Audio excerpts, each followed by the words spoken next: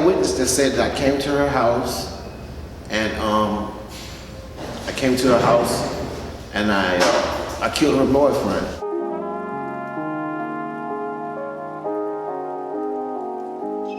Actually, the night it happened, they took her downtown after her boyfriend got murdered.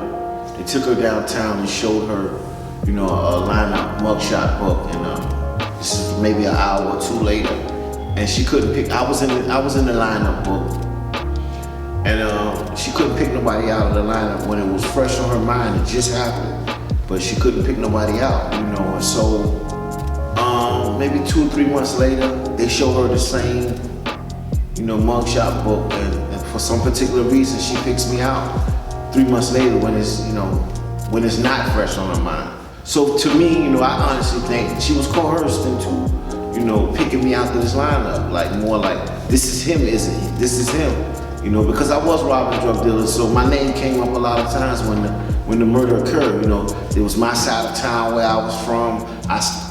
The project I lived in was a couple blocks, you know, up the street, like 2 blocks up the street. So, you know, and you know, the police had done heard that I was robbing drug dealers, so, you know, I think she was coerced into it. But I had witnesses, I had alibis and things, but they never even asked my witnesses, you know, they never even asked the witnesses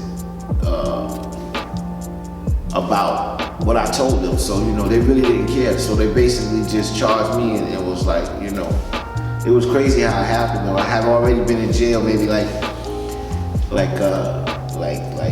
maybe like 4 or 5 months. You know, they came and questioned me, and then like 4 or 5 months later they came back, and it was like, you know, we got some good news and we got some bad news, right?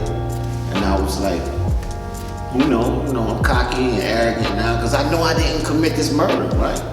So they was like, we got a suspect in this murder. And I was like, yeah, I told y'all, that's the good news, we got a suspect. They say the bad news is, it's you.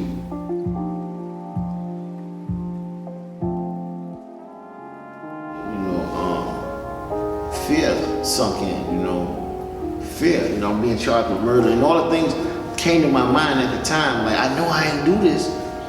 And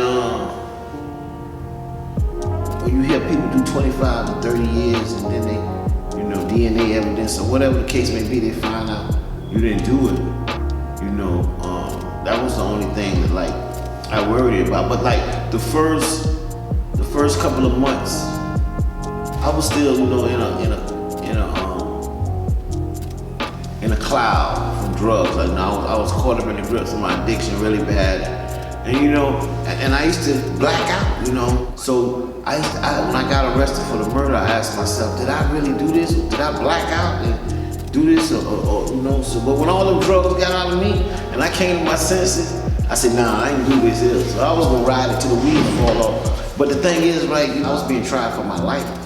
You know, they offered me a plea bargain for a life sentence with no possibility of parole. And I wasn't gonna take that because I had no choice but to go to trial, you know. You know, what was I gonna lose?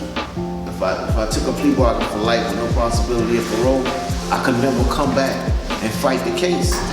You know, I pleaded guilty to it, so I can't come back and fight it. But if I go to trial and get sentenced to the death penalty, I can appeal it, I can come back and fight the case.